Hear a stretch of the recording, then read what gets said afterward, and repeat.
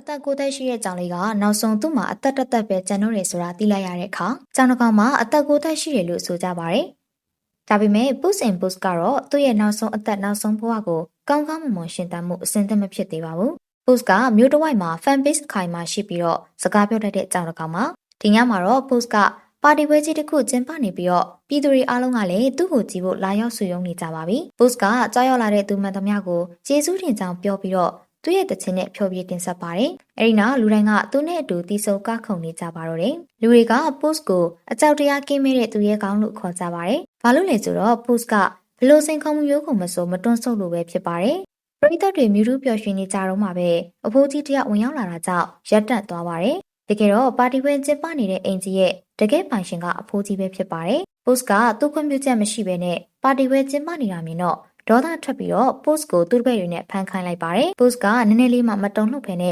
ဂီတာစီးချက်နဲ့အတူကိုင်နဲ့တိုက်ခိုက်လာသမျှကိုအသာအရာကင်တွယ်ဖြည့်ရှင်းလိုက်ပါတယ်။နောက်ထပ်ဖြစ်လာမယ့်အရာကတော့ဘယ်သူမှမထင်မှတ်ထားတဲ့အရာပဲဖြစ်ပါတယ်။ကျေလောင်တဲ့ဂီတတန်ကတစ်တော်တဲကဘလူးကြီးကိုနိုးထသွားစီပါတယ်။ဘလူးကြီးကဒေါသအကြီးကျယ်ထွက်ပြီးတော့မြို့သူမြို့သားတွေကိုလိုက်ဖမ်းပြီးစားပါတော့တယ်။ဒါပေမဲ့စိတ်ပူစရာမလိုပါဘူး။မြို့ရဲ့သူရဲက Puss in Boots ကဒီမှာရှိနေပါတယ်။ဘလူးကြီးက Puss ကိုအချိန်ချင်းကိုင်ပါနှွှင့်ပစ်ပေမဲ့Puss ကလက်မလျှော့ပါဘူး။နောက်ဆုံးဘလူးကြီးကိုသူ့လက်နဲ့လှည့်စားပြီးတော့မြေကြီးပေါ်ကိုတိတ်ချလိုက်နိုင်သွားပါတယ်။မြို့သူမြို့သားတွေအားလုံးကပျော်ရွှင်သွားကြပြီးတော့ Puss ကိုဝိုင်းဝန်းချီးမြှောက်ကျေးဇူးတင်ကြပါတော့တယ်။ Puss ကလည်းချီးကျူးစကားတွေကိုဝမ်းသာအားရလက်ခံနေပါတယ်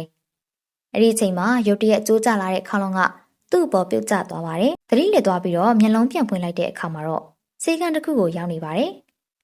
ဆရာဝန်ကစစ်ဆေးမှုတွေလှုပ်ဆောင်ပြီးတော့ Puss ကိုအန်ဒီရဲ့များတဲ့စွန်စားခန်းတွေပြုလုပ်တာကနေနားဖို့အကြံပေးလိုက်ပါတယ်။ဒီလိုနဲ့ညမှာတော့ Puss ကဘားတစ်ခုကိုသွားပြီးတော့အဲ့ဒီမှာဝန်ပလီဆိုးကြီးနဲ့တွေ့ပါတော့တယ်။ဝန်ပလီက Puss ကိုစူချင်ငွေရဖို့တတ်ချင်နေတာပါ။ Puss ကသူ့ရဲ့ရန်သူမှန်သမျှကိုရင်ဆိုင်တိုက်ခိုက်ဖို့အမြဲအဆင်သင့်ဖြစ်နေပေမဲ့အစွမ်းတက်တဲ့ဝန်ပလီနဲ့ကြတော့အလကားဖြစ်နေပါတယ်။မကြခင်မှာဝန်ပလီက Puss ကိုမြေကြီးပေါ်ပစ်ချလိုက်နိုင်ပါတယ်။အဲ့ဒီမှာ Puss ကသူ့ရဲ့ဘဝမှာပထမဆုံးအကြိမ်အနေနဲ့ကြောက်စိတ်ဝင်သွားခဲ့ပါတယ်။ Puss တရားအရင်ကလိုရင်ရင်နဲ့သူရဲ့ကောင်းမဖြစ်နိုင်တော့ပါဘူး။ဒါကြောင့်မို့လို့သူ့ရဲ့ဝတ်စုံကိုမြေကြီးထဲမြုပ်လုပ်ပြီးတော့ဘဝတူကြောင်တွေရှိတဲ့ကြောင်ကြီးဟာကိုပြေးသွားပါတော့တယ်။အဲ့ဒီမှာမမလူနာလို့ခေါ်တဲ့အမျိုးသမီးကြီးနေထိုင်ပါတယ်။သူမကကြောင်တွေကိုထိမ့်သိမ်းဆောင်းရှောက်တဲ့သူဖြစ်ပြီးတော့ Puss ကိုဝမ်းမန်းတသာကြိုးဆိုပါတယ်။ဒါပေမဲ့ Puss ကတော့မပြောပါဘူး။သူကကြောင်စာလည်းမစားဘူးတလို့ညောင်ညောင်လုပ်ပြီးလည်းမနေတတ်ပါဘူး။တနေ့မှာတော့နေ့လည်စာဆိုင်နဲ့စကားပြောနေတဲ့ကြောင်တစ်ကောင်ကိုတွေ့ပါတယ်။တကယ်တော့ဖေရိုဆိုတဲ့ခွေးကလေးက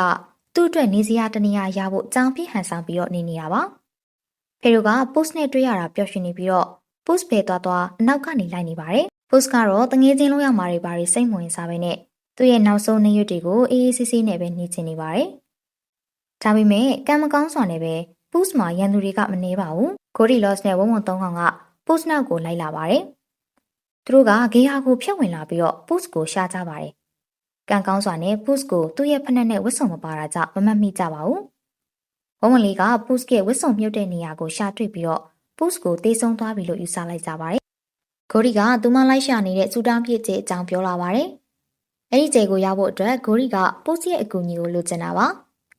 အဲ့ဒီကျဲကဘလို့စူတောင်းမျိုးကိုမဆိုဖြည့်ဆည်းပေးနိုင်ပါတယ်။ Puss ကဒါကိုကြားသွားပြီးတော့သူ့ရဲ့အသက်ကိုကြောင့်ပြန်လည်ရရှိဖို့မျှော်လင့်ချက်အသစ်တစ်ခုရသွားခဲ့ပါတယ်။သူ့ရဲ့ပုတ်ဖနက်တွေကိုပြန်ဝတ်ပြီးတော့ကျဲကိုလိုက်ရှာဖို့အဆင်သင့်ဖြစ်နေပါပြီ။ဖေရိုကလည်းသူ့နောက်ကနေတပည့်ကျော်တယောက်လိုတကောက်ကောက်လိုက်လာပါတယ်။ကျဲရှာဖို့မြေပုံကတော့ Victor Honor ဆိုတဲ့သူစီမှာရှိနေပါတယ်။သူကမော်အတက်နဲ့ပတ်သက်တဲ့အရာမှန်သမျှကိုစူးစောင်းနေသူဖြစ်ပြီးတော့သူ့ရဲ့နောက်ထပ်ဆန္ဒကလည်းစူတောင်းပြည့်ကျဲပဲဖြစ်ပါတယ်။မော်ဆွမ်းနေအားလုံးကိုသူတယောက်တည်းအပိုင်လိုချင်နေတာပါ။ Puss ကမြေပုံကိုခိုးယူဖို့ Jack Horner ရဲ့အခန်းထဲကိုခိုးဝင်ပါတယ်။အဲဒီမှာသူ့ရဲ့အဆက်ဟောင်း Kitty Softpaw နဲ့တွေ့ဆုံပါတော့တယ်။သူမကလည်းမြေပုံလာခိုးတာပါ။သူတို့နှစ်ယောက်ချနေတော့မှပဲ Goldie နဲ့ဝုံဝုံတွေကလည်းရောက်ရှိလာပါတော့တယ်။ Jack ကပါရောက်လာပြီးတော့ဒေါသအကြီးကျယ်ထွက်အကုန်လုံးဝင်ကုန်ပြီးတော့ချကြပါတော့တယ်။ Puss နဲ့ Kitty ကစက်ရုံ area တွေကိုပြေးထွက်သွားပါတယ်။အဲဒီမှာ Kitty ကမြေပုံကိုလွတ်ယူသွားပြီးတော့ Puss ကတော့ဝုံဝုံတွေနဲ့အတူပိတ်မိနေပါတယ်။ဝုံဝုံတွေက Puss ကိုပြစ်လွတ်လိုက်ပြီးတော့ Puss နဲ့ Kitty ကအတူတူရထားပေါ်ကိုကျသွားပါတယ်။ဖေရိုကလည်းအဲ့ဒီမှာအစင်းသင်းရှိနေပြီးရထားကိုမောင်းထွက်သွားကြပါတော့တယ်။ Goldie နဲ့ Jack ရဲ့လူတွေကအနောက်ကလိုက်ပြီးမဲ့ဖမ်းမိသွားပါဘူး။မြို့ကမထွက်ခင်မှာ Puss ကလူအုပ်ထဲကဝန်ပလွေကြီးကိုလှမ်းပြီးတွေးလိုက်ပါတယ်။ Jack ကအိမ်ကိုပြန်ရောက်တာနဲ့ချက်ချင်း Puss ကိုဖမ်းမှုပြင်ဆင်ပါတော့တယ်။ မြေပုံကနေလည်းမော်စာတွေထွက်ပေါ်လာပြီးတော့အမှောင်တစ်တော်ကြီးနဲ့ပတ်သက်တဲ့အရေးအမှုတွေပေါ်လာပါတယ်။အဲ့ဒီတစ်တော်ကြီးကိုဘယ်သူမှမသွားရဲကြပဲနဲ့ဝင်သွားတဲ့သူတိုင်းပြန်ပေါ်မလာကြပါဘူး။ဖုစ်နဲ့ကီတီတို့ကတစ်တော်ကြီးစီကိုဦးတီချီတက်နေပေမဲ့အနောက်ကနေသူတို့ရဲ့ရန်သူတွေကလည်းတတိတန်းကြီးလိုက်ပါလာနေပါတယ်။ဖုစ်နဲ့သူတငယ်ချင်းတွေက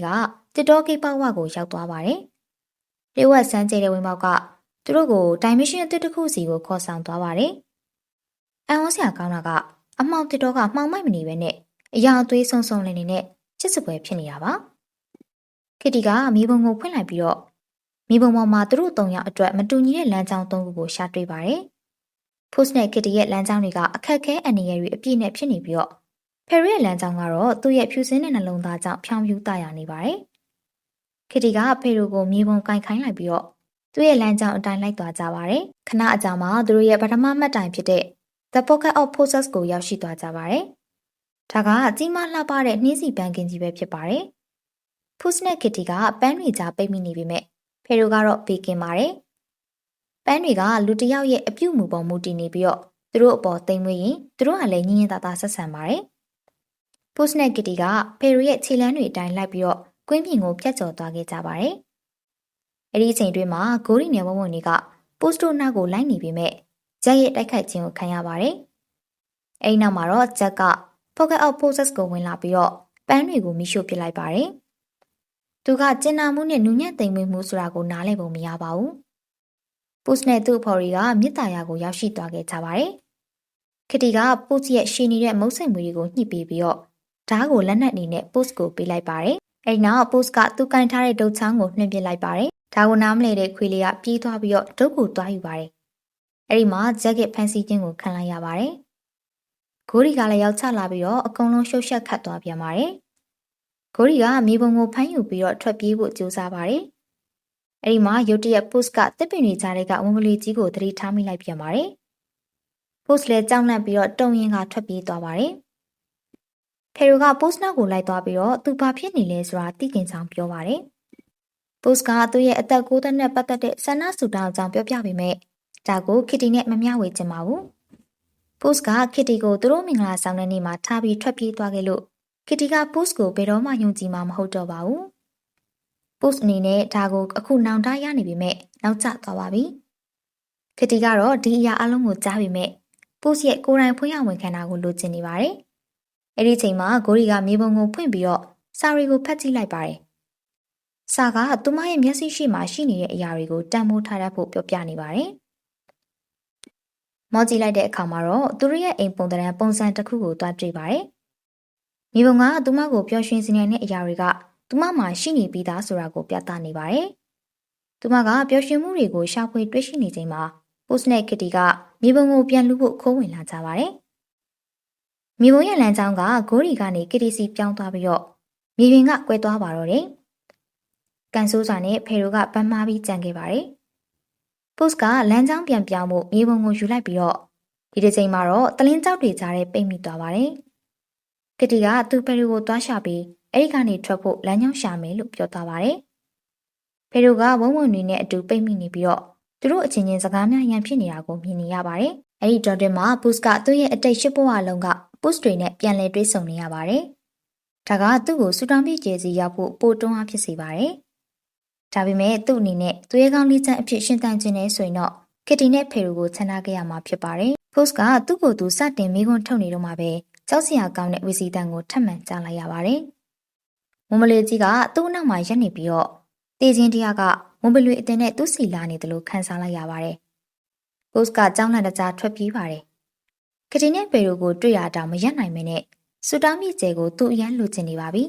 ။ပို့စ်ကကျဲရှိရာကိုရောက်လာပြီးတော့သူ့စူတောင်းအတွက်အသင့်ဖြစ်နေပါပြီ။ဂိုရီကလည်းပို့စ်နာကိုလိုက်လာနေပါတယ်။သူမကဝုံဝုံတွေကိုသူမရဲ့တကယ်မိသားစုအစ်စ်ကိုလိုချင်ကြောင်းပြောပြပါတယ်။ဒါကဝုံဝုံတွေရဲ့နှလုံးသားကိုကွဲကြည့်သွားစေပါတယ်။ဒါပေမဲ့ဂိုရီကတော့သူမရဲ့ဆန္ဒကိုဖြည့်ဆည်းနိုင်မှုကျဲကိုလိုချင်နေတော့မှာပဲ။အဲ့ဒီချိန်မှာကီတီကလည်းရောက်ရှိလာပြီးတော့သူမယုံကြည်နိုင်တဲ့အစုံတစ်ယောက်ကိုလိုချင်တဲ့ဆန္ဒရှိကြောင်းပြောပါတယ်။သူမအနေနဲ့ဒါကိုပို့စီမှာတွေ့ပြီးပြီလို့ထင်ပေမဲ့သူမမှားသွားခဲ့ပါတယ်။ပို့စ်ကယုံလို့မရပါဘူး။ပို့စ်တီရာကဘလို့ထွက်ပြေးဖို့ဆိုတာလေးပါပဲ။သူမကမြေပုံကိုပြစ်ချပြီးထွက်သွားခဲ့ပါတယ်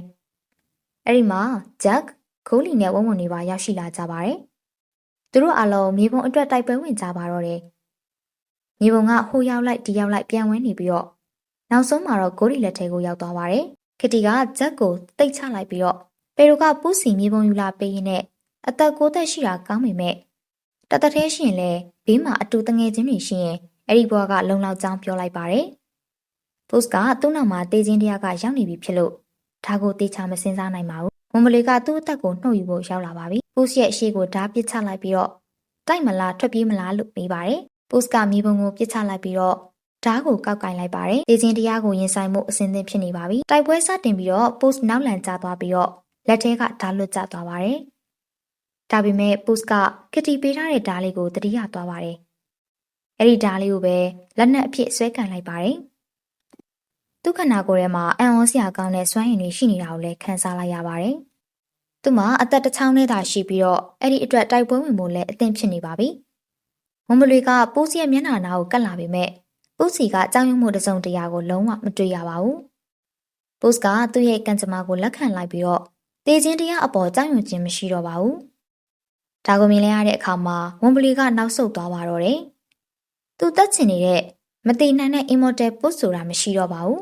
။သူမြင်နေရတာကလုံးဝပြောင်းလဲသွားတဲ့ push in boost အသစ်ပဲဖြစ်ပါတယ်။ဒီနေရာမှာရင်အားလုံးကမပြီးသွားဘဲနဲ့ဂျက်ကမှောဆေးစားပြီးတော့ပြန်ရောက်လာပါတယ်။အေယာမာကြီးဖြစ်လာပြီးတော့မြေပုံကိုလူယူသွားခဲ့ပါတယ်။ဖယ်ရူကဂျက်ကိုသူ့ရဲ့ခွေးမျက်လုံးလေးတွေနဲ့အာယုံလွှဲနေတော့မှကတီနဲ့ push ကမြေပုံကိုပြန်လူယူလိုက်ပါတယ်။ဂိုရီရဲ့အကူအညီနဲ့သူတို့ကမှောမြေပုံကိုဖျက်ဆီးလိုက်ကြပါတယ်။မြေပြင်ကပြိုကျလာပြီးတော့မွန်စတာဂျက်ကကျဲနဲ့အတူပောက်ကွဲသွားပြီးတော့အားလုံးအပြင်ကိုပြေးထွက်ကြပါတယ်။ပုစ်နဲ့ကျန်တဲ့အားလုံးကစူတောင်းပြည့်ကျဲကိုမလိုအပ်ဖ ೇನೆ သူတို့မှရရှိပြီးသားကောင်းစီးတွေကိုမျက်နှိုးတံမိုးထားတတ်လာကြပါတယ်။ဂိုရီမှာနှွေးထွေးတဲ့မိသားစုခတီမှာသူမယုံကြည်နိုင်တဲ့တငယ်ချင်းတွေနဲ့ပုစ်ကလည်းသူ့ရဲ့နောက်ဆုံးဘဝမှာစစ်မှန်တဲ့ချစ်ချင်းမေတ္တာနဲ့အတူနေထိုင်နိုင်မှုအခွင့်အရေးကိုရရှိသွားခဲ့ပါတယ်။တိတ်မကြခင်မှာပုစ်ကတီနဲ့ပေရိုတို့ကနောက်ထပ်စွန်စားငန်းတစ်ခုထပ်ဖွင့်ကြပါတော့တယ်။ကျမတို့ဘဝမှာလည်းကိုချစ်တဲ့သူတွေကိုယ်မှရှိတဲ့အရာတွေကိုမျက်နှိုးတံမိုးထားရင်းနဲ့တစ်ချိန်မဲရှင်တန်ရတဲ့ဘဝမှာပျော်ပျော်ရွှင်ရွှင်နေထိုင်သွားကြပါလို့တိုက်တွန်းလိုက်ရပြီးတော့အားလုံးကိုနှုတ်ဆက်လိုက်ပါတယ်ရှင်။